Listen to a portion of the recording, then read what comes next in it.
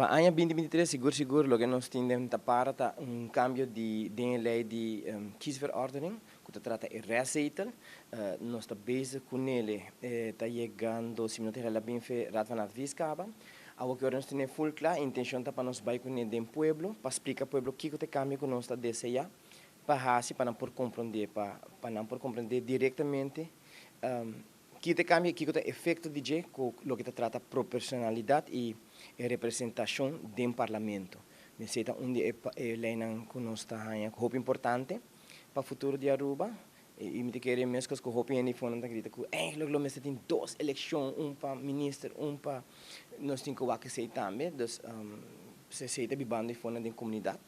Passando da bisa não tem mesmo gente não quando vota peta bem no parlamento, se não da vira ministro, agora eigenlijk nós temos duas eleições. Aceita onde não, sim, de parlamento mirando com trabalhando que não o parlamento está funcionando, para que uma vez que nós versal standard e parlamento voor die governo zou ook in de nós está bouw die minister-president su algemene zaken, pero se nós for versal standard, met que é também ajuda mais melhor para parlamento para o trabalho mas deve ser e qual está controlar o governo e trazer lei não novo para se caminhar para Aruba. Que como as raiz também enfocar riba lei não riba cambio não deseja. Algo importante também como mestres de lante que nós está trabalhando riba é direito de muchanan,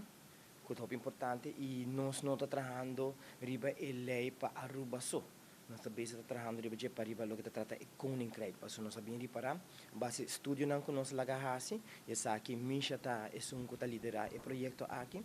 mas naturalmente essa misha tá parte social e parte muchanan e essa é muito importante para sobre se nós fazemos cambio riba koninkrijk nível e também significa hope para nós muchanan de Aruba.